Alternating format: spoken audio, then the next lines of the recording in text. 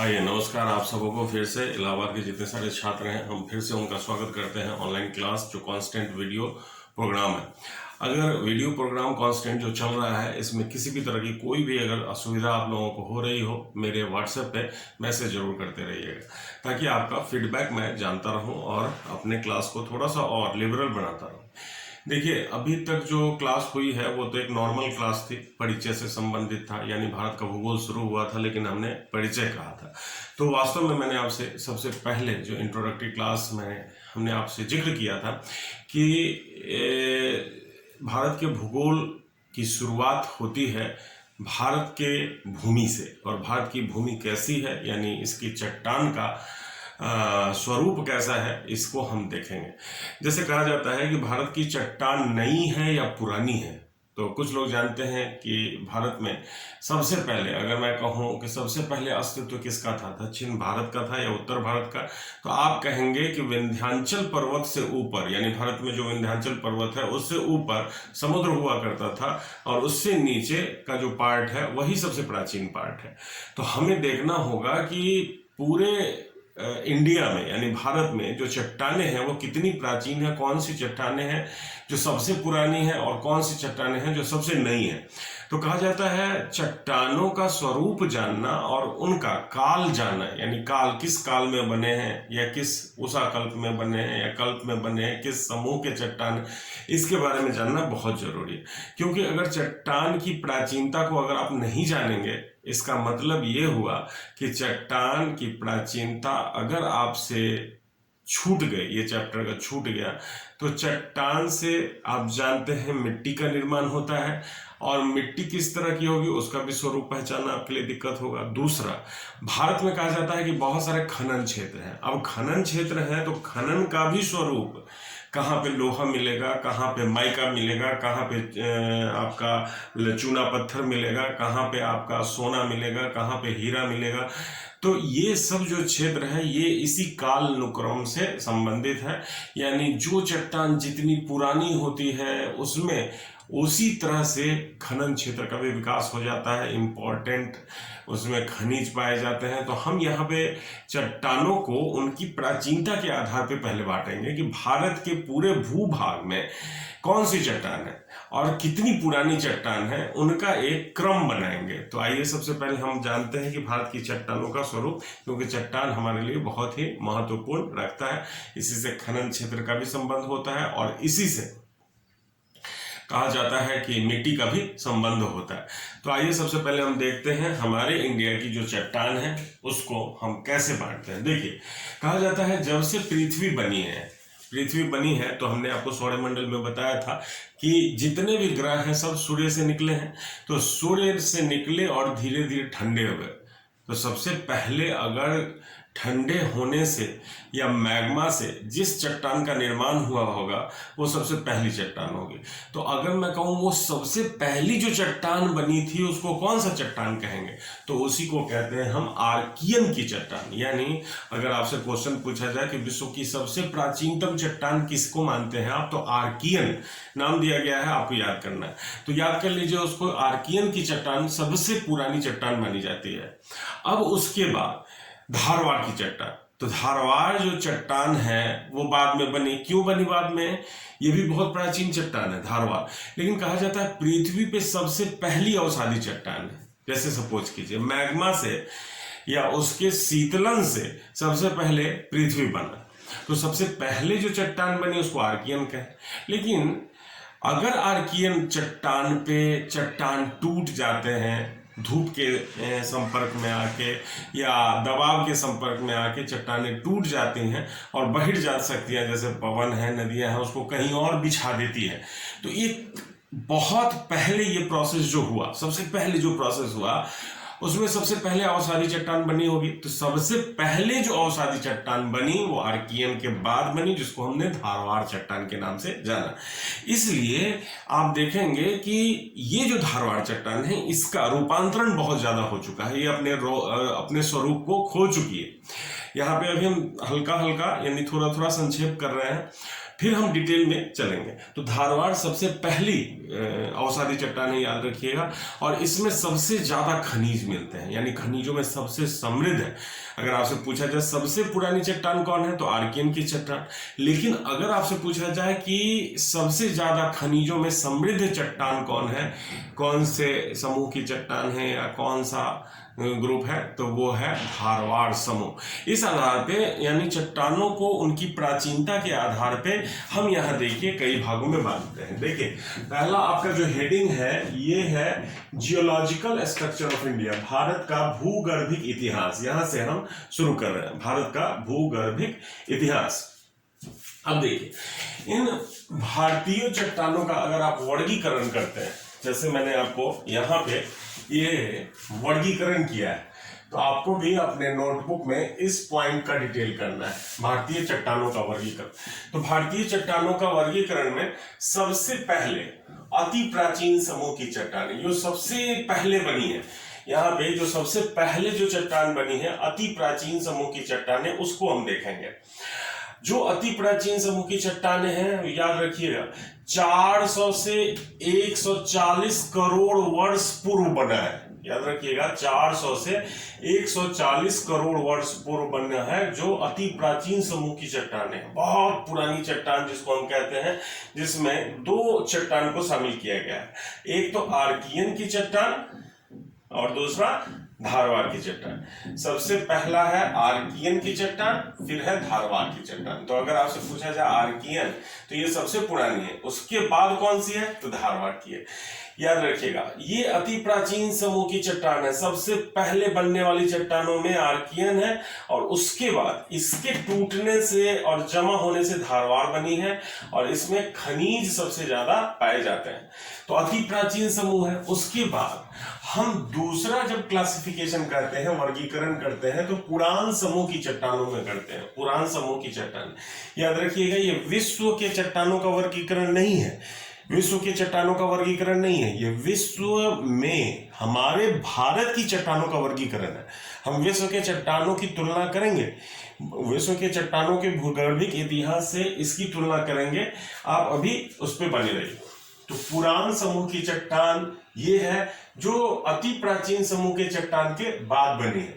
तो इसका साल क्या है, तो 140 करोड़ वर्ष पूर्व से 60 करोड़ वर्ष पूर्व तक पुरान समूह की चट्टानें बनी है। इसका मतलब पुरान समूह अति प्राचीन समूह की चट्टानें, यानी आर्कियन और धारवाड़ चट्टान के बाद की चट्टान है। यानी जब ये खत्म हुआ 140 करोड़ वर्ष पूर्व, तो पुरान समूह की चट्टान बनी, और 60 करोड़ वर्ष पूर्व तक पुरान समूह की चट्टानें बनती रही। यानी कुडप्पा क्रम की चट्टान और विंध्यन क्रम की चट्टान। यानी आप देखेंगे पुरान समूह की चट्टान में दो इंपॉर्टेंट चट्टान है, एक कुडप्पा और एक विंध्यन।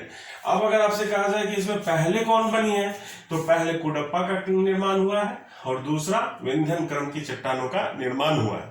अगर क्वेश्चन पूछा जाए कि एक काल में व्यवस्थित कीजिए इसको, तो आप सबसे पहले किसको डालेंगे, आर्कियन, फिर धारवाड़, फिर कुडप्पा, फिर विंध्यन क्रम की चट्टानें। अब उसके बाद जो द्रविड़ियन समूह है, यानी तीसरा जो ग्रुप हमने बताया है, ये है द्रविड़ियन समूह।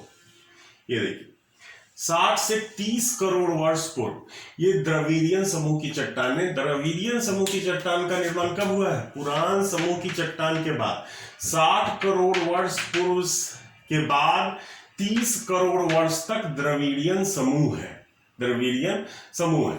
अब इस द्रविड़ियन समूह में कौन कौन सी चट्टान और किस कालक्रम को हम रखते हैं, वो अभी हम आपके साथ डिस्कस करेंगे। लेकिन जैसे ही द्रविड़ियन समूह की चट्टान का निर्माण खत्म होता है, आर्यन समूह, जो नया समूह कहा जाता है, ये चौथा जो ग्रुप आप देख रहे हैं, समूह देख रहे हैं, इसका निर्माण, ये सबसे नई चट्टान इसमें शामिल की जाती है, जो 30 करोड़ वर्ष से लेके अब तक बन रही है, 30 करोड़ वर्ष से लेकर अब तक, जिसमें कहा जाता है गोंडवाना चट्टान है, दक्कन की चट्टान है, टर्सरी की चट्टान है और क्वाटरनरी की चट्टान है। तो इसमें हम 4 चट्टानों को रखते हैं, जिसके बारे में हम आपसे विस्तार से चर्चा करेंगे। तो आपको हमने क्या बताया, भारतीय चट्टानों का वर्गीकरण।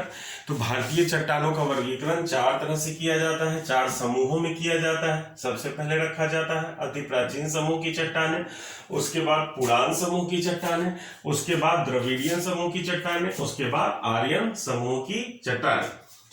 अगर काल क्रम में व्यवस्थित करना हो तो सबसे पुराना कौन होगा, आर्कियन चट्टानें, उसके बाद कौन होगा, धारवाड़ की चट्टानें, उसके बाद कौन होगा, कुडप्पा, फिर विंध्यन, फिर द्रविड़ियन समूह। द्रविड़ियन समूह में हम कार्बोनिफेरस पीरियड तक को शामिल करते हैं। यहाँ मैं आपको उसमें विश्व के चट्टानों का वर्गीकरण अभी ही उसके साथ तुलना करके बताऊंगा कि ये कौन सा समूह किस काल में से संबंधित है। तो उसके बाद आर्यन समूह की चट्टानें।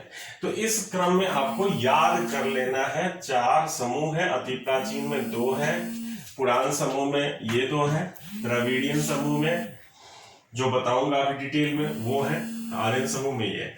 इन चारों के बारे में मैं अलग अलग से आपके साथ डिस्कस करूंगा।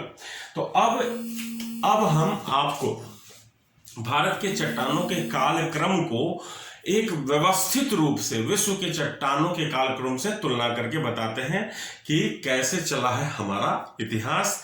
देखिए हमारा इतिहास कैसे चला है। अगर विश्व के चट्टानों के जियोलॉजिकल टाइम स्केल को देखें, यानी उसके चट्टानों के कालक्रम को देखें, तो देखिए कैसे चला है हमारा इतिहास।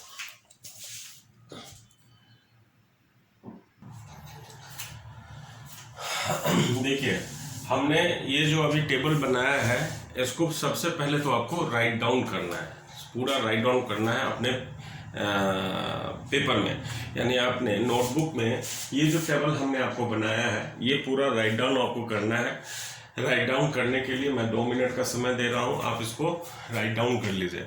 ये जो राइट डाउन है, या इसको पॉज कर लीजिए, पॉज करके इन सारे को उतार लीजिए एक जगह पे। ये जो टेबल हमने आपको अभी बनाया है इसको मैं आपको समझाता हूँ। पहले इसको आप कॉपी कीजिए, पॉज करके आप कॉपी कीजिए इस सबको जो मैंने लिखाया है। देखिए मैंने आपको कहा कि भारतीय चट्टान और विश्व की चट्टान। तो अगर आप देखते हैं विश्व की चट्टानों का कालक्रम, तो आप व्यवस्थित रूप से एक टेबल बनाते हैं। जैसे देखिए विश्व की चट्टानों का भारतीय चट्टानों से अगर तुलना करें, जैसे देखिए विश्व की चट्टान में सबसे पुरानी चट्टान कौन सी चट्टान है, तो आर्कियन की चट्टान। सबसे पुरानी चट्टान जिसको हम मानते हैं आर्कियन की चट्टान है। उसके बाद कहते हैं जब आर्कियन की चट्टानें चली गई तो पूर्व कैम्ब्रियन पीरियड आया, या पूर्व कैम्ब्रियन की चट्टान आ गई, जिसको हम अगर माने तो 400 करोड़ वर्ष पूर्व मान सकते हैं, जिसमें आर्कियन की चट्टान आई। और उसके बाद पूर्व कैम्ब्रियन यानी 60 करोड़ वर्ष पूर्व से पहले तक पूर्व कैम्ब्रियन चट्टानें रही थी।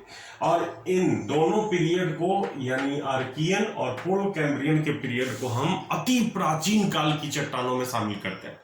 जैसे हमारे इंडिया में सबसे पहले किसको लिया था हमने, अति प्राचीन समूह की चट्टानों को। तो अति प्राचीन समूह की जो चट्टान है उसमें 2 चट्टानों को हमने शामिल किया था, आर्कियन और धारवाड़।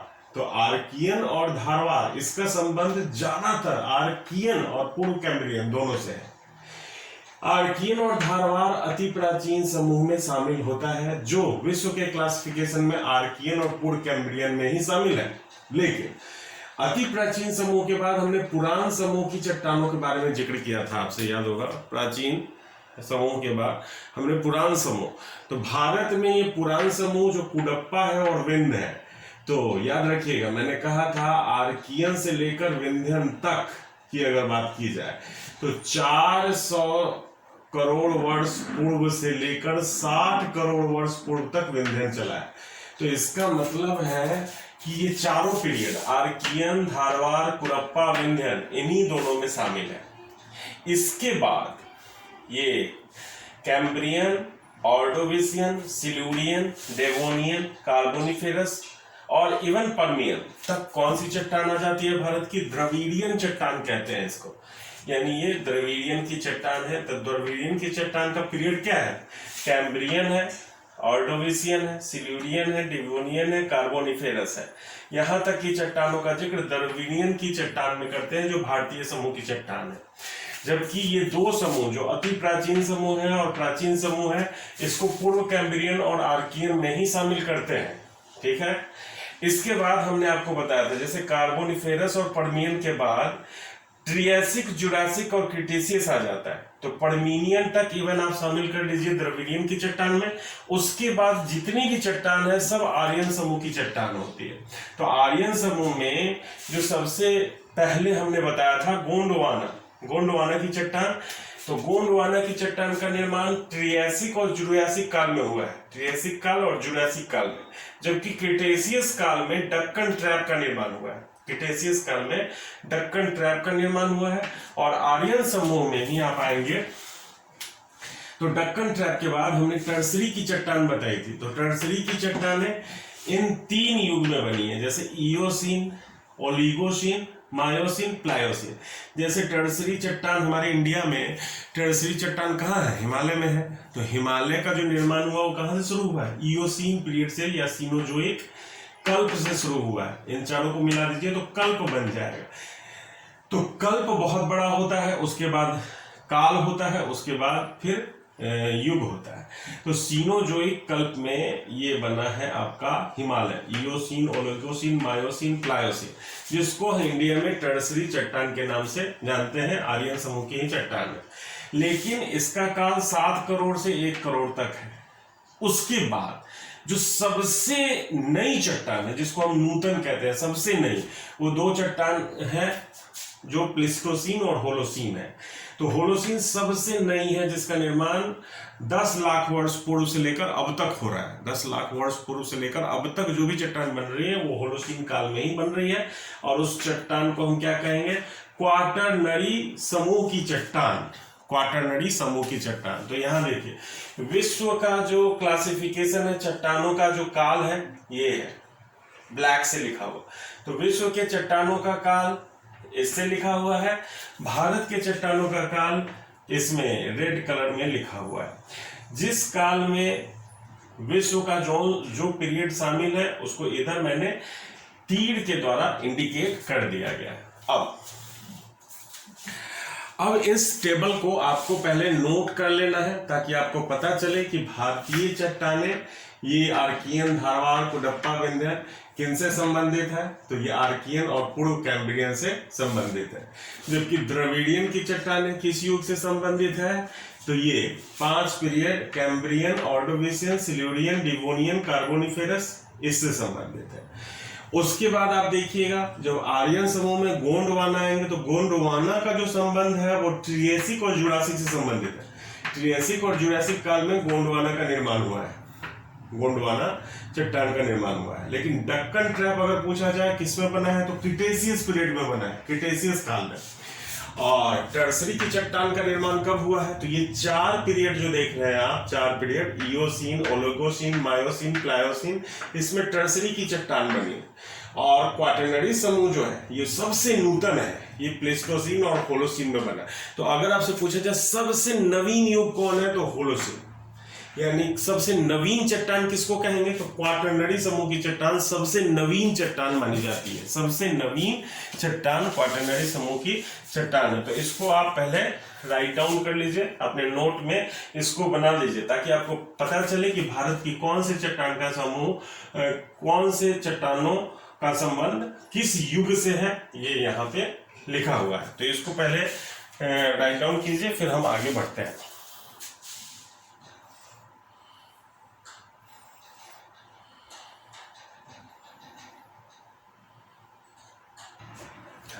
अब देखिए, ये आपने जब नोट कर लिया तो एक और चीज मैं बता दूं कि जब पृथ्वी सन से बनी थी तो उस वक्त टेम्परेचर बहुत गर्म रहा होगा। तो पृथ्वी जब सन से निकल के आई, इसका मतलब उस समय टेम्परेचर बहुत ज़्यादा था, बहुत ज़्यादा टेम्परेचर था। उसके बाद मैंने आपको कहा था कि जैसे जैसे पृथ्वी में वायुमंडल का विकास हुआ, टेम्परेचर डाउन हुआ। फिर आज भी आप देख रहे हैं कि अगर ग्रीन हाउस गैस अगर एटमॉस्फेयर में बहुत ज़्यादा फैल जाए तो फिर से टेम्परेचर को बढ़ाना शुरू कर देता है। लेकिन अगर ये गैस बहुत ज़्यादा डेंस हो जाए, बहुत ज़्यादा घनत्व में आ जाए, तो इसका मतलब क्या होगा कि सूर्य की रोशनी को बाधित कर देगा और सूर्य की रोशनी पृथ्वी को नहीं मिलेगी। इसका मतलब फिर से टेम्परेचर कम होने लगेगा। तो आप एक क्रम देखेंगे, क्या क्रम है ये, कि पृथ्वी जब से बनी है तब से लेकर आज तक तापमान एक जैसा नहीं रहा है। शुरू में बहुत गर्म था, धीरे धीरे एटमॉस्फेयर का निर्माण हुआ, टेम्परेचर कम हुआ, और टेम्परेचर कम होने के साथ साथ फिर से अगर वायुमंडल में ऐसी गैसें भर जाए जो तापमान को बढ़ा दे, तो फिर से तापमान बढ़ने लगता है। लेकिन जैसे जैसे तापमान में परिवर्तन आएगा, इसका मतलब उसके जलवायु में भी परिवर्तन आएगा, उसकी वनस्पतियों में भी परिवर्तन आएगा। दूसरा आप ये भी जानते हैं कि अगर पृथ्वी में तापमान में परिवर्तन हुआ, इसका मतलब है कि यहाँ पे जीव जंतुओं का विकास संभव होना शुरू हो जाएगा। जैसे पृथ्वी जब बनी आर्कियन काल में, अगर मैं आर्कियन काल की बात करूं तो इस समय जीव जंतु नहीं रहे होंगे, और इवन पूर्व कैम्ब्रियन में भी जीव जंतु नहीं रहे थे। लेकिन जैसे ही आप कैम्ब्रियन में आएंगे तो देखेंगे कि यहाँ पे छोटे छोटे जीव आने लगे थे। छोटे छोटे जीव का मतलब है एल्गी आने लगी थी, बैक्टीरिया, फंगस या फिर लाइकेंस, ये सब आने लगी थी। और छोटे छोटे कहा जाता है पादपों का शैवाल के रूप में विकास होना शुरू हो गया था। आप जब ऑर्डोविशियन काल और सिल्यूरियन में आएंगे, ऑर्डोविशियन और सिल्यूरियन में, तो आप लैंड पे पहला वनस्पति इस समय डेवलप्ड हो रहा था।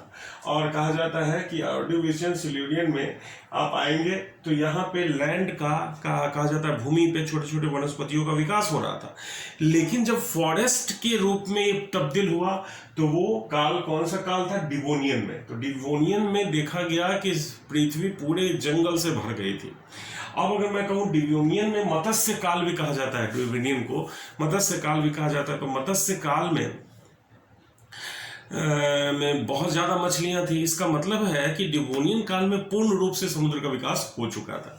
तो डिवोनियन काल में मत्स्य भर गया, पूर्ण रूप से कहा जाता है मछलियों का निर्माण हो चुका था। इसके बाद आप देखेंगे टेम्परेचर ज़्यादा था, बारिश ज़्यादा होती थी, तो पादपों का भी निर्माण होता चला गया, यानी वनस्पति भी पूरे पृथ्वी पे फैलती चली गई। और वनस्पति अगर फैलती चली गई, इसका मतलब है इस युग में कहा जाता है कि फोसिल्स, यानी यहाँ से जीवाश्म का निर्माण शुरू हो गया। तो जीवाश्म किसको कहते हैं? जीव जंतुओं के ही अवशेष को। लेकिन अगर जीवाश्म के अंश आपको कब मिलेंगे? जैसे अगर मैं कहूँ कि पौधे अगर बड़े हो जाएं, थोड़ा सा जीवाश्म प्राप्त होगा। लेकिन अगर ये एल्गी के रूप में रहे, शैवाल के रूप में रहे, तो आपको क्या जीवाश्म पैदा होगा? हाँ, छोटे छोटे जीव जंतुओं से शुरू में गल के, या फिर उसको कहें कि जब तापमान बढ़ता था तो वो एक क्ले के रूप में बन जाता था। क्ले का मतलब है गाद के रूप में बन जाता था, और गाद के रूप में बनकर छिछले बेसिन में जमा होता रहा और चट्टानों में परिवर्तन लाता चला गया। तो कहा जाता है कि अगर मैं आपसे इस तरह से देखूं कि पूरे पृथ्वी में तापमान में भी परिवर्तन हुआ, तो वनस्पतियों में भी परिवर्तन हुआ। जैसे आप देखेंगे डिवोनियन काल में पहले फॉरेस्ट का निर्माण हुआ, ये मत्स्य काल है, यहाँ समुद्र का भी निर्माण हो चुका था। कार्बोनिफेरस काल में पूर्ण रूप से जंगल का निर्माण हो चुका था। इसी तरह से टेम्परेचर ज़्यादा था, तो ट्रियासिक काल और जुरासिक काल में तो आप जानते ही हैं रेप्टिलियंस बहुत आ गए थे। रेप्टाइल का मतलब क्या होता है? जो छिपकली तरह की जो प्रजाति होती है, डायनासोर किस्म का। तो डायनासोर का काल कौन है? जुरासिक काल, जो 18 करोड़ वर्ष पूर्व था हमारा जुरासिक काल। तो इस तरह से जैसे जैसे पृथ्वी पुरानी होती चली गई है, जीवाश्म भी मिलते चले गए हैं। और आप जानते हैं कि जीवाश्म से कई तरह की खनिज प्राप्त होती है। जैसे आप देखेंगे चूना पत्थर, सेल, स्लेट, ये सब का निर्माण शुरू हो जाता है। तो इसीलिए कहा जाता है कि अवसादों का निर्माण जैसे जैसे पृथ्वी में हुआ है, वैसे वैसे खनिजों का भी बहुतायात संख्या बढ़ती चली गई है। तो उसी को हम एक एक करके अब देखेंगे। अब देखिए, तो सबसे पुराना आर्कियन की चट्टान है, उससे पुराना पूर्व कैम्ब्रियन है, उससे आर्कियन सबसे पुराना है, उसके बाद पूर्व कैम्ब्रियन, उसके बाद Cambrian, Ordovician, Silurian, Devonian, Carboniferous, Permian, Triassic, Jurassic, Cretaceous उसके बाद इओसिन, ओलिगोसिन, मायोसिन, प्लायोसिन, इसमें एक दो और है, उसको याद कर लीजिएगा। प्लीस्टोसिन और होलोसिन सबसे नई चट्टान है। हमारे इंडिया के चट्टानों का ये क्रम हमने आपको बता दिया है। फिलहाल हम इंडिया के ही चट्टान को डिस्कस कर रहे हैं, इसलिए हम सबसे पहले आपको बताएंगे कि इंडिया में आर्कियन समूह की जो चट्टान है, आर्कियन समूह की चट्टान, इसका निर्माण कहाँ पे हुआ है। तो आर्कियन चट्टान को सबसे पहले देखेंगे तो एक इंडिया का मैप बनाइए सबसे पहले आप, और उसमें हम आपको बताएंगे कि आर्कियन समूह की चट्टान हमारे इंडिया में कहाँ कहाँ पाई जाती है। तो खासकर ये दक्षिण भारत में होंगी। जो सबसे पुराना हमारा चट्टान है वो कहाँ का है, तो दक्षिण भारत का ही है। तो देखेंगे ये आर्कियन चट्टान। देखते हैं, एक मैप बनाइए, मैप इंडिया का मैप होना चाहिए, उस पर हम आपको बताते हैं।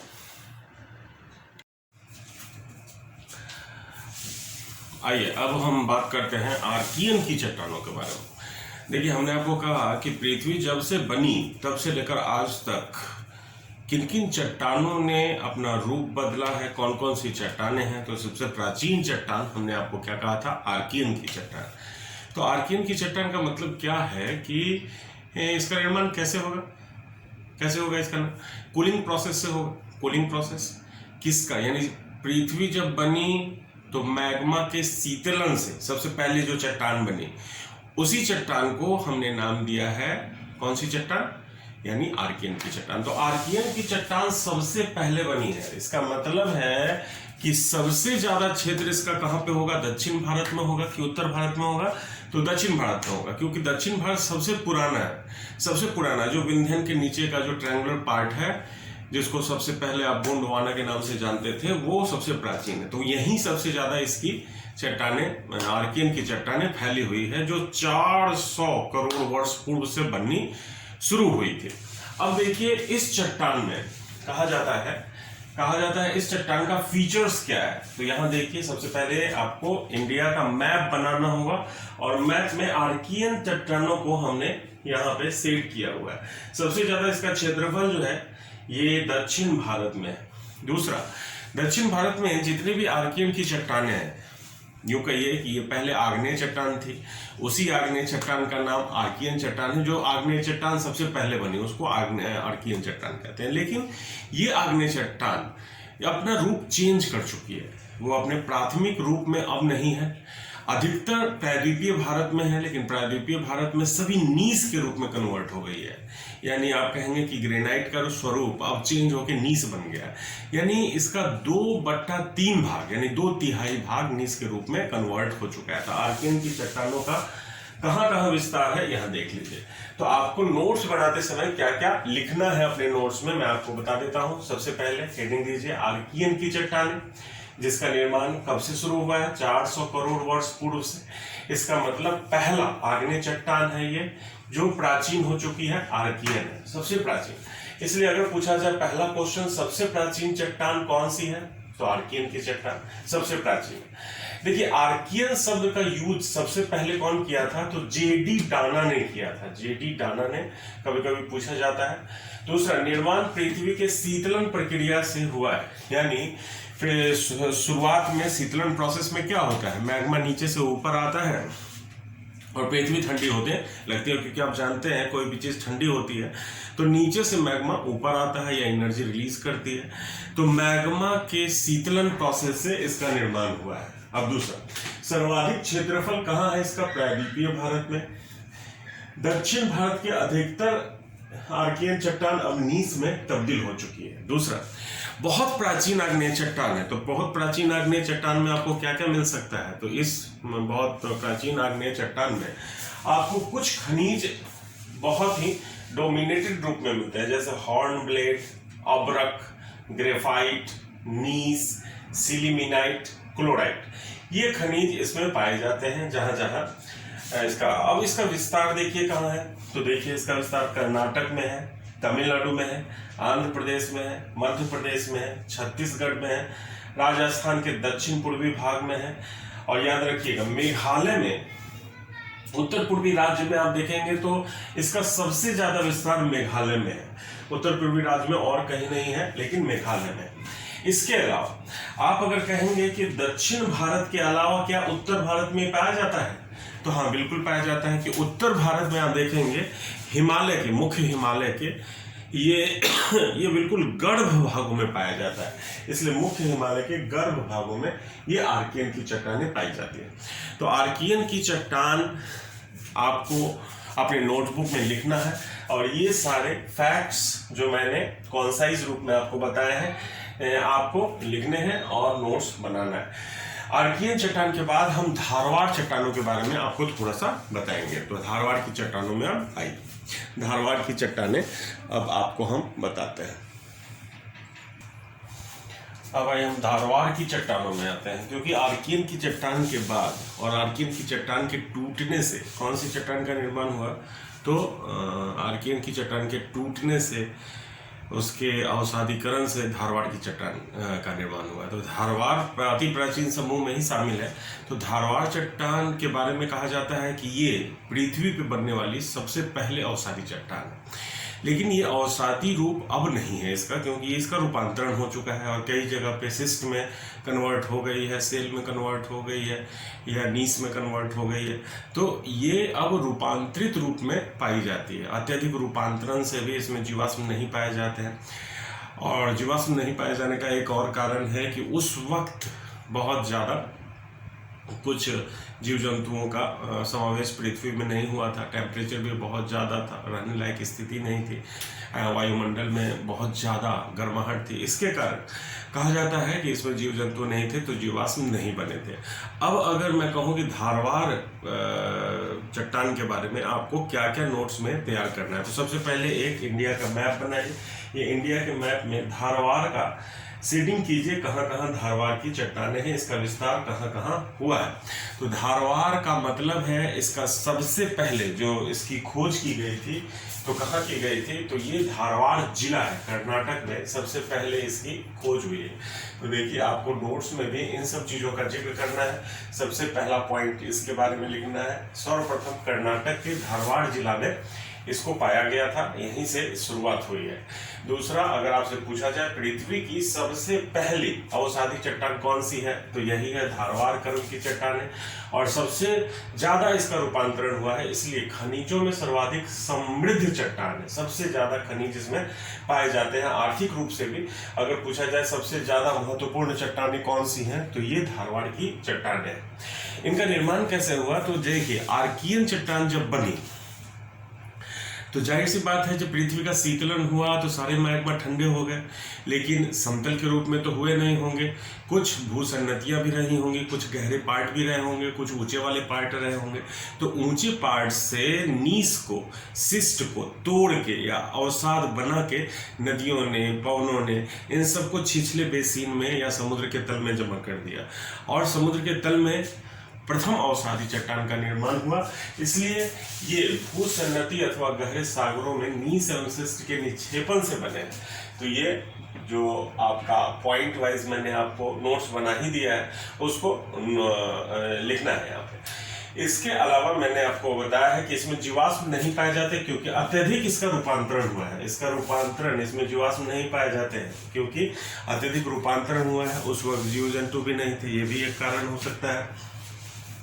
अब इसका विस्तार देखिए, कर्नाटक में धारवाड़, बेल्लारी, मैसूर श्रृंखला में सर्वाधिक है, यानी सबसे मोटी श्रृंखला अगर आप देखेंगे तो इसी बेल्ट में पाई जाती है और सबसे ज्यादा दूरी में पाई जाती है। अब मैं आपको बता दूं कि इसके विस्तार से कुछ ऐसे क्वेश्चंस होते हैं जो आपसे पूछे जाते हैं श्रेणी के रूप में। जैसे धारवाड़ में कुछ पर्वत श्रेणियां हैं, पहाड़ियां हैं, जो पूछा जाता है कि किस राज्य में है, कैसे संबंधित है। जैसे धारवाड़ की अगर आपसे पूछा जाए चंपानेर श्रेणी कहाँ है धारवाड़ की, तो गुजरात में है। इसी तरह से सासर श्रेणी कहाँ है, तो जबलपुर में है। इसी तरह से चिखली श्रेणी कहाँ है, तो बालाघाट में है। गोडाइट श्रेणी कहाँ है, तो हजारीबाग में है। पुदोराइट श्रेणी कहाँ है, तो विशाखापट्टनम में। तो ये 1 2 3 4 5 ये 5 श्रेणी को आपको याद रखना है कि ये कहाँ कहाँ है। चंपानेर श्रेणी गुजरात में, सासर श्रेणी जबलपुर में, चिपली श्रेणी बालाघाट में, गोडाइट श्रेणी हजारीबाग में, कुंदोराइट श्रेणी विशाखापट्टनम में। इसके अलावा देखिए मध्य प्रदेश में या झारखंड में या छत्तीसगढ़ में, उड़ीसा में, अरावली क्षेत्र में, मेघालय पठार में और हिमालय क्षेत्र, उत्तर मुख्य हिमालय में इसका विस्तार हुआ है। झारखंड में आप देखेंगे तो धारवाड़ की श्रृंखला रांची में है और हजारीबाग में। मध्य प्रदेश में आप देखेंगे तो बालाघाट और रीवा में है। छत्तीसगढ़ में अगर देखेंगे तो बस्तर, दांतेवाड़ा, कांकेर में है। उड़ीसा में सुंदरगढ़, क्योंझर में है और अरावली क्षेत्र में जयपुर से लेके पालनपुर तक राजस्थान में आप देखेंगे है।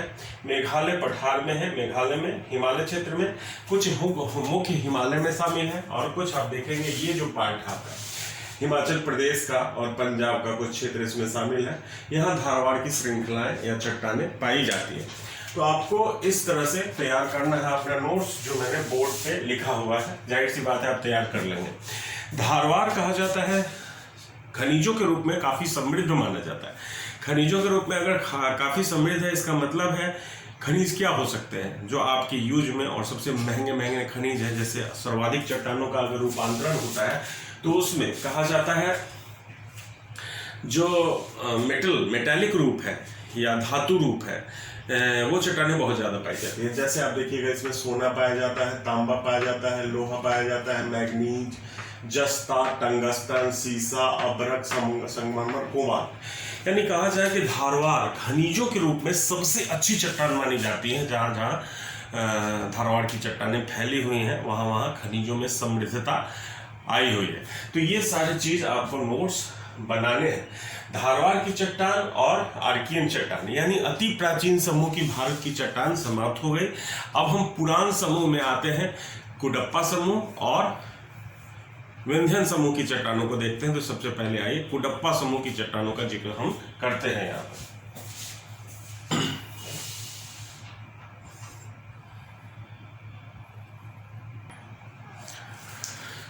अब आइए हम अति प्राचीन समूह के बाद पुरान समूह में आते हैं। यानी अति प्राचीन समूह की दो चट्टानों का हमने जिक्र किया जिसमें आर्कियन समूह की चट्टान और उसके बाद हमने धारवाड़ के बारे में आपसे चर्चा किया। बिल्कुल इसी तरह से आप नोट्स बनाते रहिएगा, जैसे क्लास चलती है उस तरह से रोक करके आप नोट्स बना लीजिए। बोर्ड पे जितनी सारी चीज़ें लिखी हुई हैं उसके बारे में नोट्स बना लीजिएगा। पुरान समूह की चट्टानों में आइए। पुरान समूह की चट्टानें दो हैं, एक कुडप्पा और एक विंध्यन। तो सबसे पहले देखिए कुडप्पा क्रम की चट्टानों के बारे में जिक्र करते हैं। एक नया इंडिया का मैप बनाइए और इंडिया के मैप में सेटिंग आपको कर देना है। यहाँ सेटिंग करना है, फिर यहाँ सेटिंग करना है, ये सेटिंग सारा कर देना है कि कहाँ कहाँ इसका विस्तार हुआ है। देखिए कुडप्पा क्रम की चट्टान कब आई है तो धारवाड़ के बाद आई है। इसका मतलब है धारवाड़ जो अवसादी चट्टान था उसका भी कहा जाता है अवसादीकरण हो गया। तो उसके टूटने से, धारवाड़ चट्टानों के टूटने से, जैसे नदियां काट दी और किसी छिछले बेसिन में जमा कर दी। जैसे भूसन्नति हमने आपको बताया था, भौतिक भूगोल में भूसन्नति होते हैं गहरे समुद्री तलछट क्षेत्र या कहीं कहीं सकरे छोटे छोटे समुद्रों का जो पुराना क्षेत्र था उसी को भूसन्नति कहते थे। तो इस भूसन्नति में नदियां लाके मलबा जमा करती थी। तो खास तरह से इसमें बहुत सारे क्ले को जमा कर दिया गया, चूना पत्थर को जमा कर दिया गया, क्योंकि जैसे जैसे क्रम आगे बढ़ा है उस तरह से आप देखेंगे कि पृथ्वी पे धीरे धीरे एम्फीबियंस या जीव जंतु आना शुरू हो गए हैं। तो चूना का भी निर्माण होना शुरू हुआ है। तो कुडप्पा क्रम में कहा जाता है कि ये एक जलज चट्टान के रूप में, जलज अवसादी चट्टान के रूप में इसका निर्माण हुआ। समुद्री क्षेत्र में हुआ या नदी बेसिन क्षेत्र में इसका निर्माण किया गया, जो घाटियों क्षेत्र में इसका निर्माण किया गया, जो धारवाड़ क्रम की चट्टानों को काट कर किया गया था। तो धारवाड़ क्रम की चट्टान के बाद कुडप्पा समूह आया। ये भी एक अवसादी चट्टान थी लेकिन जलज अवसादी चट्टान थी। नामकरण इसका कब किया गया तो नामकरण इसलिए कुडप्पा किया गया है कि क्योंकि इसका सबसे ज्यादा विस्तार देखा गया या सर्वप्रथम अध्ययन किया गया कुडप्पा जिला आंध्र प्रदेश में। वहां देखा गया कि इस प्रकार की चट्टानें पाई जाती हैं तो कुडप्पा समूह इसका नाम दिया गया। अब इसमें जीवाश्म नहीं के बराबर पाए जाते हैं क्योंकि इसका भी बहुत ज्यादा रूपांतरण हो गया है। तो देखिए निर्माण इसका धारवाड़ की चट्टानों को काटकर समुद्री क्षेत्र अथवा निचली घाटियों में हुआ है, अर्थात ये जलज अवसादी चट्टान है। इसका नामकरण कुडप्पा आंध्र प्रदेश के आधार पर हुआ है। इसमें जीवाश्म नहीं पाए जाते हैं और अगर तलछट में या समुद्री क्षेत्र में जमा किया गया तो क्या जमा किया गया था तो क्ले, स्लेट, चूना पत्थर, बालुका पत्थर के निक्षेपण से इसका निर्माण हुआ है। इसी काल में, जैसे कुडप्पा काल में ही कहा जाता है कि जो छिछली बेसिन या भूसन्नतियां हुआ करती थी उसमें बहुत सारे मलबा को जमा किया गया था, जैसे चूना पत्थर को जमा किया गया और इंटरनल फोर्स बढ़ गया। जैसे भूसन्नति में हमने आपको बताया कि जैसे मलबा के दबाव से ये जो पृष्ठ प्रदेश है, ये क्षेत्र है, अगर ये नीचे दबाव ज़्यादा होगा तो ये सिकुड़ जाएगा, और सिकुड़ जाने का मतलब है कि चट्टानों पर हॉरिजॉन्टल क्षैतिज रूप से दबाव आएगा और धीरे धीरे पर्वत का निर्माण हो जाएगा। जैसे पिछली क्लास में हमने आपको भूसन्नतियों में बताया था क्या कि अगर मान लीजिए ये एक बेसिन है, यहाँ पानी भरा हुआ है और इसमें मलबा जमा कर दिया गया। अगर इसमें मलबा जमा कर दिया गया तो धीरे धीरे इस पर प्रेशर बढ़ने लगा, यानी नीचे की तरफ प्रेशर बढ़ने लगा, तो इधर से और इधर से दबाव बढ़ जाएगा। तो दबाव बढ़ने से इस पे संकुचन हो गया और धीरे धीरे ये पर्वत के रूप में कन्वर्ट हो गया। तो इस क्रम में आप देखिएगा कुडप्पा चट्टान की जितनी भी सारी खूबियों में आप शामिल देखेंगे कि इसमें कुछ पर्वतों का निर्माण भूसन्नतियों से हुआ है। जैसे आप देखेंगे कुडप्पा समूह के बाद ही विंध्यन पर्वत का निर्माण हुआ है। बहुत सारे ऐसे श्रेणी का निर्माण हो गया जो आज तक बनी हुई है। जैसे इसका विस्तार हमने आपको बताया, नल्ला मल्ला श्रेणी के रूप में आंध्र प्रदेश में देखेंगे, कृष्णा श्रेणी जो कृष्णा नदी घाटी है आंध्र प्रदेश में वहाँ देखेंगे, चियार नदी घाटी है वहाँ चियार श्रेणी है, पापा घनी भी है जो आंध्र प्रदेश में, दिल्ली श्रेणी जो राजस्थान दिल्ली अरावली क्षेत्र में है। तो इसका विस्तार कई जगहों पे है। छत्तीसगढ़ में बस्तर, दांतेवाड़ा, राजनांदगांव, दुर्ग, झारखंड में सिंहभूम जिला, उड़ीसा में क्योंझर, कालाहांडी, गुजरात और राजस्थान में अरावली श्रृंखला के रूप में इसका देखेंगे। दूसरा, अगर आप इसमें देखेंगे कि इसमें कौन कौन सी खनिज पाई जाती है, तो खनिजों के रूप में इसमें कुछ सीमित मात्रा में खनिजें होती हैं, धारवाड़ की तरह नहीं होती, लेकिन फिर भी इसमें इसका आर्थिक महत्व कुछ खनिजों को लेकर है।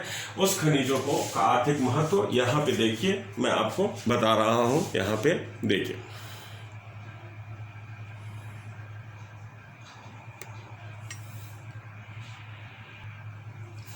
तो देखिए आर्थिक महत्व क्यों है, क्योंकि इसमें कुछ सीमित मात्रा में खनिज पाए जाते हैं। जैसे कुछ धातु हैं, कुछ अधातु भी हैं, जैसे लोहा, मैग्नीज, सीसा, चूना पत्थर, रंगीन पत्थर, संगमरमर, इन सब चीज़ों में समृद्ध माना जाता है और कहीं कहीं यहाँ पे माइनिंग अच्छा क्षेत्र का विकास हुआ है। तो कुडप्पा के बारे में इतना सारा नोट्स में आप अपना जिक्र कीजिएगा।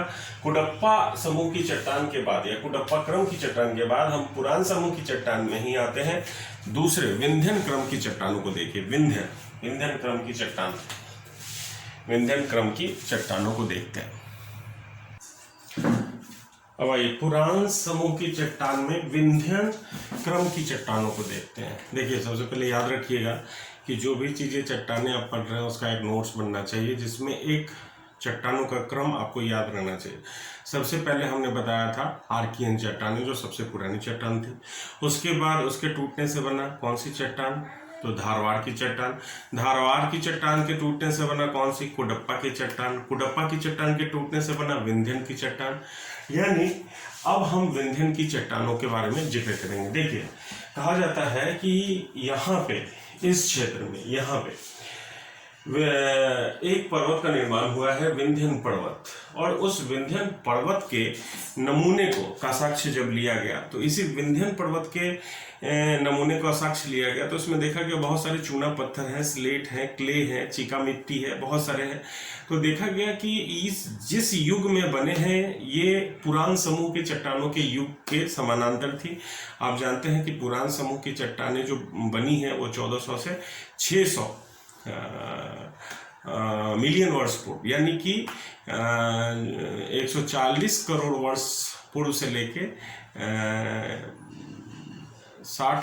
140 करोड़ वर्ष पूर्व से लेके 600 करोड़ यानी 60 करोड़ वर्ष पूर्व तक इस चट्टान का निर्माण हुआ है। तो ये पुरान समूह की चट्टानों का क्रम। तो इसको देखेंगे कि जब यहाँ पे कहा जाता है विंध्यन पर्वत के ऊपर डिप्रेशन हुआ करता था, जो जियोसिंक्लाइन या भूसन्नति हुआ करता था, तो यहाँ तेथिस सागर हुआ करता था। तेथिस सागर के क्रम में यहाँ पे विंध्यन समूह की चट्टानों का निर्माण हुआ। और कहिए हिमालय का जो बेस है या गंगा मैदान का जो बेस है उसके अंदर भी विंध्यन समूह की चट्टानों का निक्षेप है। जैसे दक्षिण भारत से नदियां जब इसमें या तैथिस सागर में मलबा गिराया करती थी तो क्ले, चूना पत्थर बहुत सारा नीचे बेस बना दी थी और उसके ऊपर से ये हिमालय पर्वत का निर्माण हो गया था। तो ये हिमालय पर्वत का निर्माण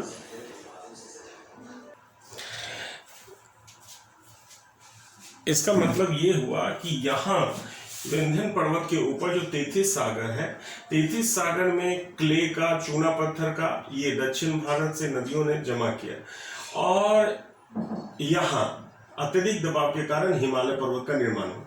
लेकिन हिमालय के भी बेस में या फिर गंगा के मैदान के भी बेस में आप देखेंगे तो कौन सा रॉक्स होगा? विंध्यन क्रम होगा। अब जब ये विंध्यन क्रम जो आपको दिख रहा है सिर्फ यही नहीं है, इसके ऊपर से यहाँ पे नूतन चट्टान या जलोढ़ चट्टान का निर्माण हो गया है। इसके बेस में ये घुसा हुआ है। यहां भी आप देखेंगे कि दक्कन ट्रैप है, ये दक्कन का पठार है, यहाँ दक्कन का पठार है। तो दक्कन के पठार को हटाएंगे तो नीचे चट्टान कौन सी मिलेगी आपको? तो ये विंध्यन क्रम की चट्टानें मिलेंगी। तो विंध्यन क्रम की चट्टानें जलद चट्टानें हैं, इनका भी निर्माण समुद्र के छिछले बेसिन में ही हुआ। तो इसमें आपको क्या क्या नोट करना है? पहला, भारत का नक्शा बनाना है। भारत के नक्शे में इन सब चीजों को सेटिंग करना है जो विंध्यन क्रम की चट्टानों को की तरफ इशारा करता है। तो देखिए क्या क्या लिखना है। तो सबसे पहले इसका नामकरण क्यों हुआ है? क्योंकि विंध्यन पर्वत के अनुसार ही हुआ है। विंध्यन पर्वत की चट्टानों को जब देखा गया, सर्वे किया गया तो कहा गया इतने युग पुराने ये है। सर्वप्रथम जब इसका अध्ययन किया गया था तो एस्पेक्ट महोदय थे। एस्पेक्ट महोदय ने इसको बहुत ही बारीकी से समझा था और कहा था विंध्यन पर्वत की चट्टान और विंध्यन समूह की चट्टान दोनों में डिफरेंस है। वास्तव में विंध्यन में भी 3 पीरियड है। सबसे पुराना पीरियड जो अभी भी गंगा के मैदान के तलछट में है या दक्कन ट्रैप के नीचे अवस्थित है। तो कहा गया उन सब में डिफरेंशिएट किया था एस्पेक्ट महोदय ने, तो इन्होंने सर्वप्रथम अध्ययन किया था, इसलिए ये जाने जाते हैं। ये एक प्राचीन अवसादी चट्टान है जिसका आधार आर्कियन चट्टान से जुड़ा है। जैसे अगर मैं कहूं कि ये विंध्यन चट्टान है तो विंध्यन के नीचे कौन सी चट्टान होगी? तो आर्कियन की चट्टान का आधार बना हुआ है इसमें। और कहा जाता है इसके सर्वाधिक क्षेत्र में डक्कन ट्रैप फैला हुआ है। तो डक्कन ट्रैप फैला हुआ है तो ये डक्कन ट्रैप नीचे है, ऊपर से विंध्यन क्रम नीचे है, डक्कन ट्रैप ऊपर से आ गया है। तो विंध्यन क्रम के बाद ही डक्कन ट्रैप का निर्माण हुआ जो ट्रियासिक पीरियड में आगे हम आपको बताएंगे। अब इसका क्षेत्रफल देखिए, बिहार में रोहतास जिला से लेकर चित्तौड़गढ़ राजस्थान तक फैला हुआ है। और इसी चट्टान में 2 प्रमुख हीरा खनन क्षेत्र, डायमंड जिसको कहते हैं, हीरा खनन क्षेत्र पन्ना कहाँ है? मध्य प्रदेश में। गोलकुंडा आंध्र प्रदेश में। तो ये गोलकुंडा क्यों फेमस है? क्योंकि आप जानते हैं यहीं से कोहिनूर निकाला गया था जो विश्व का सबसे कीमती हीरा है, जो ब्रिटिश संग्रहालय में अभी भी सुरक्षित है। इसके अलावा इसके आर्थिक महत्व को देखेंगे तो आर्थिक महत्व खास करके इस चट्टान का बहुत ज्यादा है, क्योंकि पूरी की पूरी सीमेंट इंडस्ट्री राजस्थान से लेकर झारखंड, बिहार तक इसी विंध्यन रॉक्स या विंध्यन क्रम की चट्टानों पर निर्भर है। क्योंकि इसी समूह में सबसे ज्यादा चूना पत्थर पाए जाते हैं, बलुआ पत्थर पाए जाते हैं, चीका मिट्टी या चीनी मिट्टी पाई जाते हैं, जो सीमेंट उद्योग का एक आधार है। तो ये पुरान समूह की चट्टानें हैं। पुरान समूह की चट्टान के बाद एक संक्षिप्त चर्चा हम करेंगे, उसके बाद द्रविड़ियन समूह की चट्टान, जिससे बहुत ज्यादा क्वेश्चंस तो नहीं पूछा जाता है, लेकिन हम थोड़ा सा रफली आपको आइडिया उसके बारे में दे देते हैं, द्रविड़ियन समूह की चट्टानों के बारे में। तो आइए देखिए उसके बारे में। अब आइए हम एक लेस इंपॉर्टेंट समूह को देखते हैं, द्रविड़ियन समूह। तो द्रविड़ियन समूह की चट्टान का निर्माण कब हुआ है? जैसे आप देखेंगे विश्व के चट्टानों का क्रम में, तो पैलियोजोइक एरा में देखिएगा कैम्ब्रियन एज से लेकर पर्मियन एज तक, कैम्ब्रियन एज से पर्मियन एज तक ये समूह पाए जाते हैं, जो लगभग 60 करोड़ वर्ष पूर्व से लेकर 27 करोड़ वर्ष पूर्व तक फैले हुए हैं या 30 करोड़ वर्ष तक फैले हुए हैं। तो द्रविड़ियन समूह की चट्टान का निर्माण 60 से 30 करोड़ वर्ष पूर्व हुआ है। और ज्यादातर इसमें माना जाता है धातु खनिज की कमी होती है, इसलिए खनिज इसमें क्या होगा, जैसे चूना पत्थर ही है या फिर सेल है, स्लेट है, लेकिन लोहा, मैग्नीज या फिर तांबा या सोना, ये मेटालिक चीजें हैं, इसमें नहीं पाई जाती हैं। उत्तर भारत में ज्यादातर ये विकसित हुई हैं, विंध्य के नीचे इसका कोई विस्तार नहीं हुआ है। जैसे हिमालय के क्षेत्र में आप देखेंगे, पंजाब में देखेंगे, हिमाचल प्रदेश, उत्तराखंड में, हिमालयी क्षेत्रों में द्रविड़ियन समूह की चट्टानों का निर्माण हुआ है।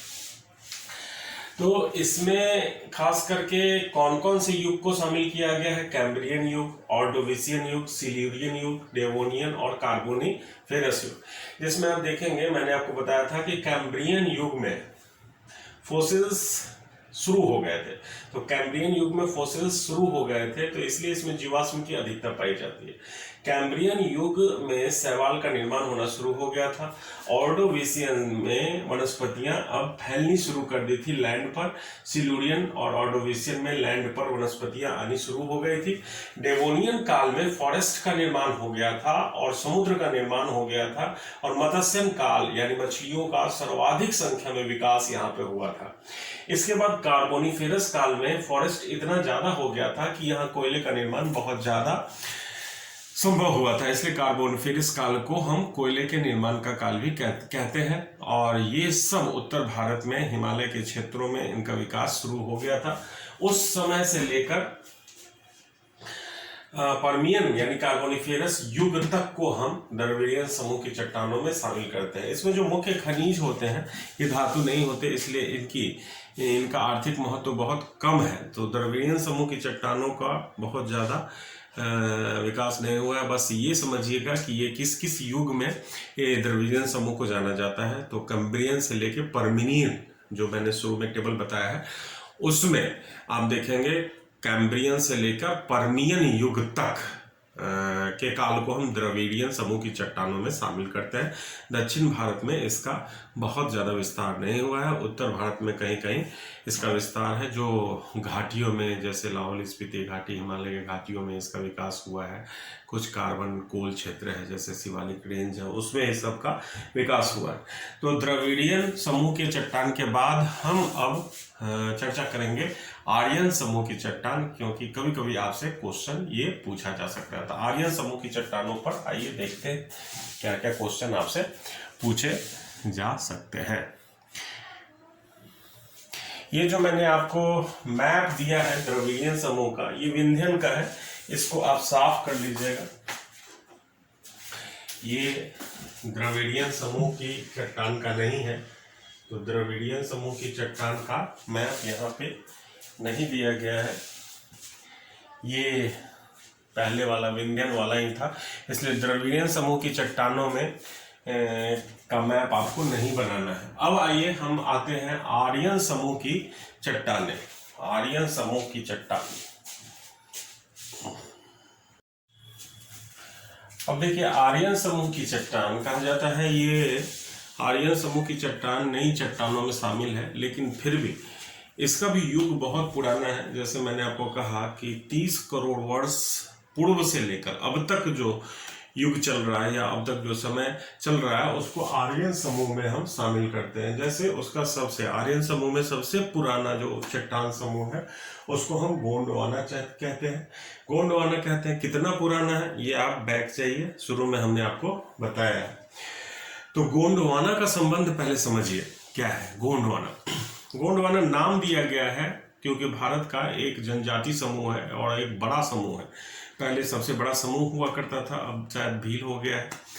तो गोंड आंध्र प्रदेश, एमपी, मध्य प्रदेश, छत्तीसगढ़, इन सब क्षेत्रों में रहते थे और यहीं इन समूह के चट्टान का विकास हुआ। कैसे विकास हुआ? तो इस समय जीवाश्म की बहुतायात थी, वनस्पतियों का भी भूस्थल पे बहुत ज़्यादा विस्तार था। तो इन सब का जब नदी बेसिन में सेडिमेंटेशन हो गया, यानी उनका जमाव हो गया, तो धीरे धीरे ये कार्बन के रूप में कन्वर्ट हो गया और कोयले का निर्माण हुआ।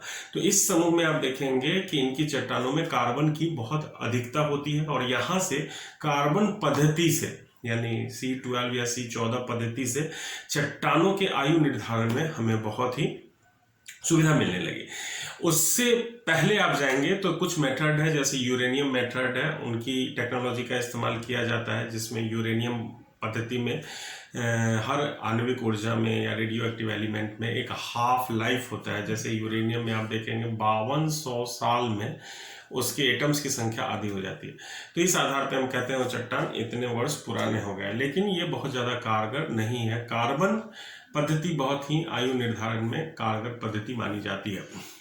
तो गोंडवाना समूह में कार्बन और कोयले का निर्माण सबसे ज़्यादा हुआ था। छिछली बेसिन नदी घाटियों में जहाँ जल की अधिकता हुआ करती थी, बारिश आर्द्र और उष्ण माहौल में बहुत ज़्यादा वनस्पतियों का विकास हुआ, यहीं पे सारे जम गए और वहीं पे कोयले का निर्माण हो गया। जैसे आप देखेंगे इंडिया में दामोदर नदी घाटी बेसिन में, सोन नदी घाटी बेसिन में, महानदी बेसिन में आप देखेंगे छत्तीसगढ़, उड़ीसा, मध्य प्रदेश का जो क्षेत्र है उसमें, और फिर गोदावरी घाटी में, फिर कृष्णा घाटी में भी यदाकदा है और कावेरी घाटी तक। इन सब जगहों पे गोंडवाना समूह की चट्टानों का विकास हुआ है। हिमालय के रीजन में आप देखिए तो हिमालय के रीजन में भी कश्मीर में इसका निर्माण हुआ है, जहाँ कालाकोट में टर्सरी कोयला पाया जाता है। कश्मीर, हिमालय में और कुछ सिक्किम के क्षेत्रों में इसका निर्माण हुआ है। तो जरा देखिए, जो इम्पोर्टेंट फैक्ट है हमने आपको बता दिया है इसमें। शाब्दिक अर्थ गोंड समूह। गोंड समूह एक जनजाति समूह है जिसका विस्तार छत्तीसगढ़ में है, मध्य प्रदेश में, कुछ आंध्र प्रदेश के क्षेत्र में है, तेलंगाना में। उस आधार पे इसका गोंडवाना नाम दिया गया था। इस चट्टान का निर्माण नदी घाटी क्षेत्र में वनस्पतियों के जमाव, सैल, चूना पत्थर आदि के निर्माण से भी होता है। भारत में जो 98% कोयला पाया जाता है वो गोंडवाना समूह का ही कोयला है। उस युग में उसका निर्माण हुआ था। इसका विस्तार कुछ हिमालय में है, बहुत सीमित क्षेत्रों में, जैसे कश्मीर है, दार्जिलिंग है, सिक्किम में है। अधिकतर ये नदी घाटी क्षेत्र में है जो पूर्व में गिरने वाली नदियां हैं, जैसे दामोदर घाटी, सोन घाटी, गोदावरी घाटी, महानदी घाटी, जो कोयले के लिए जाना जाता है। इसके अलावा अगर कहेंगे कुछ मेटालिक धातु संबंधी खनिजें कौन कौन सी पाई जाती हैं, तो इसमें लोहा है, तांबा है, एंटीमनी है, यूरेनियम है। तो गोंडवाना क्रम की चट्टानों का ये मैप आप बना लीजिएगा अपने नोटबुक में, और ये चट्टानें यहाँ विस्तृत है। इनका युग क्या है, इसका संबंध मैं इससे पहले शुरुआत में बता चुका हूं। तो गोंडवाना क्रम की चट्टान के बाद हम आते हैं डक्कन ट्रैप पे। तो डक्कन ट्रैप का निर्माण कैसे हुआ है उसके बारे में हम चर्चा करते हैं आपसे। अब ये आर्यन समूह की चट्टान गोंडवाना के बाद हम डक्कन ट्रैप की चर्चा करते हैं। देखिए, डक्कन ट्रैप ये जो क्षेत्र है ये डक्कन ट्रैप का क्षेत्र है। इसका निर्माण कैसे हुआ है, तो यहाँ धरती फटी है। ये धरती किस कारण फटी, हो सकता है कॉन्ट्रैक्शन के कारण फटी है, या फिर कूलिंग प्रोसेस के कारण फटी है, या फिर नीचे से एनर्जी की मात्रा बढ़ने के कारण फट सकती है। तो इसको हम कहते हैं दरारी उद्भेदन। जैसे आप देखेंगे यहाँ पे महाराष्ट्र की धरती फटी है और मैग्मा निकलकर 5 लाख स्क्वायर किलोमीटर क्षेत्रफल में फैल गया। कौन से पीरियड में फैला था, तो ट्रियासिक पीरियड, क्रिटेशियस पीरियड,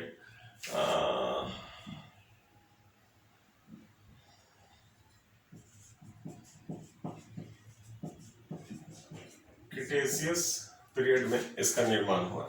तो क्रिटेशियस पीरियड में जब लावा फैल गया, इसका मतलब है कि ये पूरा बैसाल्ट बन गया और अब काली मिट्टी के रूप में ये जाना जाता है। तो ये दरारी उद्भेदन से इसका निर्माण हुआ है, जिसकी औसतन आप मोटाई देखेंगे तो 36 मीटर है। कहीं कहीं ये रिज के रूप में या कटक के रूप में जाना जाता है, जहां उसकी हाइट 1200 मीटर ऊंचाई तक हो गई है। कहाँ कहाँ फैला हुआ है, तो गुजरात में कच्छ में, गुजरात में सौराष्ट्र में, महाराष्ट्र का पूरा क्षेत्र, उत्तरी कर्नाटक, तेलंगाना, झारखंड, मध्य प्रदेश, राजस्थान, उत्तर प्रदेश का आउटलाइन और गुजरात में, इन सब क्षेत्रों में ये डक्कन ट्रैप फैला हुआ है। अब इसका आर्थिक महत्व ये है कि यहाँ पे आप देख रहे हैं कि अगर बैसाल्ट का निर्माण हुआ है तो ये सब टूट के काली मिट्टी बन गया। काली मिट्टी के कारण ये क्षेत्र बहुत ही उपजाऊ क्षेत्र है, क्योंकि काली मिट्टी बहुत ही उपजाऊ होती है। कपास का क्षेत्र होता है, कॉमर्शियल क्रॉप्स करते हैं। तो ये जो क्षेत्र है कहा जाता है आर्थिक गतिविधियों का एक बहुत बड़ा केंद्र रहा है। तो दक्कन ट्रैप का निर्माण ऐसे ही हुआ है क्रिटेशियस पीरियड में। इससे पहले जो गोंडवाना हमने आपको बताया था, तो गोंडवाना जो समूह है उसका भी संबंध हमने आपको बता दिया था। कब हुआ है, तो गोंडवाना पीरियड का जो संबंध है वो ट्रियासिक और जुरासिक सिस्टम से है। ट्रियासिक और जुरासिक युग में गोंडवाना बना है। उसके बाद जो क्रिटेशियस युग है उसमें ये दक्कन ट्रैप का निर्माण हुआ, जो मैग्मा के फैलने से हुआ है, दरारी उद्भेदन से हुआ है। तो यहाँ पे आप देखेंगे जो खनिज रूप में अगर आप देखें तो खनिज कोई बहुत इंपॉर्टेंट खनिज इस क्षेत्र में नहीं पाया जाता। अब इसके बाद हम देखेंगे इसमें कुछ ऐसे खनिज हैं जो पाए जाते हैं, जैसे देखेंगे आप खनिजों में इसमें बैसाल्ट, डोलोराइट, रायोलाइट और gabbro, basalt, dolerite, rhyolite, gabbro, इन सब खनिजों की अधिकता होती है। लेकिन रॉ बिल्डिंग मटेरियल है, मकान बनाने में चट्टानों का जो यूज होता है उसमें आप कर सकते हैं। तो इस तरह की चट्टानें यहाँ पे पाई जाती है। अब हम दक्कन ट्रैप के बाद टर्सरी क्रम की चट्टानों को देखेंगे, जो एक नई चट्टान है जिसका हिमालय के निर्माण में योगदान रहा है। टर्सरी समूह की चट्टानों में आइए देखिए टर्सरी समूह की चट्टानें। इसके बाद अब देखिए टर्सरी क्रम की चट्टानों का निर्माण का संबंध किस काल से है। तो टर्सरी समूह आप जानते हैं इयोसीन, ओलिगोसीन, मायोसीन और प्लायोसीन, ये जो 4 पीरियड है उसको याद रखिए। जैसे हिमालय का निर्माण इससे मुख्यतः संबंधित है। भारत के लिए ये कहा जाता है एक बहुत बड़ा युग है, क्योंकि इसी युग को हम स्तनधारियों का युग भी कहते हैं। जब हिमालय का निर्माण इयोसीन काल में शुरू हुआ था तेथिस भूसन्नति से, आपको मैंने कहा था कि विंध्याचल के ऊपर तेथिस भूसन्नति या समुद्र हुआ करता था, जिसमें मलबा का जमाव हुआ और दबाव के कारण हिमालय का निर्माण शुरू हो गया होना। तो हिमालय में स्तनधारी का निर्माण हुआ। कहा जाता है शिवालिक जो सबसे बाद में बना है उसमें मानव के जीवाश्म के साक्ष्य भी मिलते हैं। तो स्तनधारी बहुत संख्या में इस समय आ गए थे, मैमल्स युग था ये। तो धीरे धीरे ये बहुत नूतन चट्टानों का निर्माण हुआ। अवसादी चट्टान ही होती हैं ये एक तरह की, और इसे टर्सरी चट्टान कहते हैं। हमारे इंडिया के नॉर्थ में जम्मू कश्मीर से लेकर अरुणाचल प्रदेश और नॉर्थ ईस्ट में उत्तर पूर्वी राज्यों में जितने भी राज्य हैं लगभग इस तरह की चट्टानें पाई जाती हैं। तो कहा जाता है मुख्य हिमालय या फिर मध्य हिमालय या फिर शिवालिक हिमालय, इन सब में इस तरह की चट्टानों का विकास हुआ है। तो यहाँ पे जो खनिजें हैं वो देख लीजिए, खनिज तेल, प्राकृतिक गैस, लिग्नाइट, पीट, बॉक्साइट, ये सब सर्वाधिक संख्या में पाई जाती है, ये नहीं पाई जाती है। तो ये टर्सरी क्रम की चट्टानों के बारे में इतना आपको लिखना है। जैसे हिमालय का निर्माण इयोसीन काल से शुरू हुआ था, ओलिगोसीन में उठता रहा, मायोसीन में उठता रहा। तो मायोसीन, मध्य मायोसीन काल से लेकर प्लायोसीन काल और प्लिस्टोसीन काल तक शिवालिक का निर्माण होता रहा। आज भी शिवालिक का निर्माण हो रहा है। तो शिवालिक जो सबसे नई चट्टानों का रूप पेश करता है उसका तो संबंध क्वाटरनरी समूह से भी आप कर सकते हैं, चतुर्थ क्रम से भी कर सकते हैं। तो ये है आपको टर्सरी क्रम की चट्टानें, जिसका मैप इस तरह से है, ये चट्टानें वहां है। अब आइए सबसे लास्ट में हम जिक्र करते हैं क्वाटरनरी समूह की चट्टानों के बारे में। क्वाटरनरी समूह की चट्टानें कहाँ कहाँ पाई जाती हैं उसके बारे में हम जिक्र करते हैं आपसे। अब आइए सबसे लास्ट में जो सबसे नूतन कल्प है, जो आर्यन समूह का सबसे नूतन कल्प है, इसको हम कहते हैं क्वाटरनरी समूह। जैसे आपने नाम सुना होगा प्लिस्टोसीन काल और होलोसीन काल। कहा जाता है प्लिस्टोसीन काल और होलोसीन काल। तो होलोसीन काल अभी भी चल रहा है, जो सबसे वर्तमान युग है, जो मानव की पैदाइश का एक युग कहा जा सकता है, या मानव एज भी कह सकते हैं। यहाँ प्लिस्टोसीन काल और होलोसीन काल को मिला दीजिए तो ये क्वाटरनरी समूह की चट्टानों का क्षेत्र हो जाता है। इसमें नदियों ने मैक्सिमम अवसाद जमा किए हैं और यहाँ पे जलोढ़ मैदान का निर्माण हुआ है। इसलिए रिसेंट में अभी आप देखेंगे जहाँ जहाँ नदियों ने जमा किया मलबा को, जलोढ़ मैदान का निर्माण किया है, वो इसका क्षेत्र रहा है। तो ये बहुत नवीन मिट्टियाँ होती हैं। जैसे आप कहते हैं नवीन जलोढ़ मिट्टी कौन सी है, खादर है। पुरानी जलोढ़ मिट्टी भाभर है। तो खादर और भाभर ये सब इसी क्वाटरनरी समूह की चट्टानों में शामिल किया जाता है। देखिए चट्टान हमने पहले ही बताया था, खनिजों के समूह को चट्टान कहते हैं। तो मिट्टी भी एक चट्टान ही है। तो इस आधार पे क्वाटरनरी समूह सबसे नया है, जिसका निर्माण अभी भी हो रहा है। जैसे अभी गंगा नदी अगर कुछ तलछट को लाकर या सेडिमेंट्स को लाकर जमा कर देती है तो वो भी क्वाटरनरी समूह की चट्टान में ही शामिल हो रहा है। तो ये अभी भी बन रही है, तो इसीलिए इसका क्षेत्रफल काफ़ी ज़्यादा है। आप देखिए इधर यहाँ से लेकर ये पूरा क्षेत्र है इसका क्वाटरनरी समूह की चट्टान का। इसमें सिंधु सतलज के मैदान को शामिल करेंगे, गंगा यमुना के मैदान, गंगा ब्रह्मपुत्र के मैदान, या फिर महानदी डेल्टाई क्षेत्र या बेसिन क्षेत्र, कृष्णा गोदावरी कावेरी क्षेत्र, इन सब को हम इसमें शामिल करते हैं।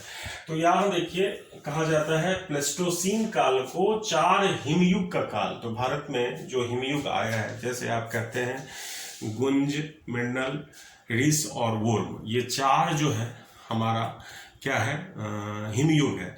तो ये 4 हिमयुग कौन से काल में आया था? प्लेस्टोसीन काल में आया था। तो जब हिमयुग आया तो बर्फ की चादर पूरे हिमालय क्षेत्र, इवन आप देखिएगा कि उत्तरी जो हमारा भारत है वो उसका मैक्सिमम पार्ट ये हिमयुग या हिम चादर से ढक दिया गया था। इसलिए सी लेवल जो सागर का जो तल है वो बैठ गया था नीचे, 100 मीटर नीचे तक चला गया था। उस युग की अगर बात करें तो काफी ठंडा मौसम हुआ करता था। अब धीरे धीरे फिर से टेम्परेचर बढ़ गया होलोसीन काल में, जो आज बढ़ता जा रहा है, जिसको हम ग्लोबल वार्मिंग की संज्ञा दे रहे हैं। तो इसमें जो खनिजें होती हैं वही क्ले होता है या कुछ सीमित मात्रा में, और कहीं कहीं आपको कहा जाता है चूना पत्थर या सिस्ट या सिल मिल जाएंगे। लेकिन आर्थिक महत्व इसका सिर्फ कृषि में होता है, खनिजों में नहीं होता है। तो आप देखेंगे इस क्षेत्र में कहीं कहीं आपको खनिज तेल, सेल गैस, इन सब चीज़ों का क्षेत्र मिल सकता है, जिसमें सबसे प्रसिद्ध आज क्वाटरनरी समूह की चट्टान में सेल गैस सबसे अच्छा माना गया है। तो क्वाटरनरी समूह की चट्टान में जो एनर्जी स्रोत के रूप में सामने आया है वो सेल गैस है, जो इन्हीं चट्टानों के नीचे दबा हुआ है वो गैस, और जिसे हम निकाल रहे हैं। यूएसए भी सबसे सर्वाधिक मात्रा में प्रोडक्शन कर रहा है, चाइना भी कर रहा है। इन सब गैसों के बारे में हमने पहले देखा हुआ है, आपके साथ फिजिकल ज्योग्राफी में चर्चा किया हुआ है। तो ये है क्वाटरनरी समूह की चट्टान। तो इसके साथ जो हमने बताया, तो आप एक क्रोनोलॉजी मेंटेन कर लीजिए, इनका काल बना लीजिए, जो शुरू से लेकर अब तक हमने आपको बताया है। जैसे सबसे पहले आर्कियन की चट्टानें बताई, उसके बाद हमने धारवाड़ की चट्टानें बताई, फिर कुडप्पा क्रम की चट्टानें बताई, फिर विंध्यन क्रम की चट्टानें बताई। विंध्यन क्रम के बाद हम आ गए थे द्रविड़ियन समूह की चट्टानों का विकास हुआ था।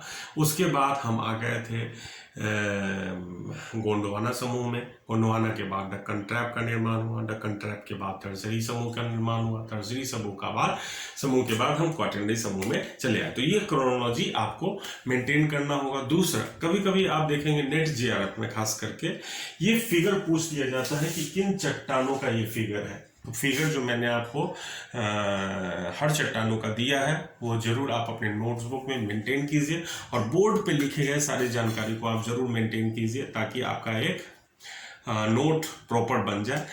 मुझे नहीं लगता कि आप लोगों को कोई दुविधा हो रही होगी इसमें। हाँ, अगर आपको लगता है कि मेरी आवाज़ थोड़ी सी स्पीड में हो रही है तो आप थोड़ा सा इसको रोक करके वीडियो को देखिए और लिखना शुरू कर दीजिए, ताकि आपको समझ में भी आ जाए और सिस्टमेटिक आपका अप्रोच भी डेवलप हो जाए। देखिए, खनिजों के संबंध के बारे में हम चर्चा जब माइनिंग में करेंगे तो उसमें हम इस चट्टानों के बारे में फिर से आपको बताएंगे।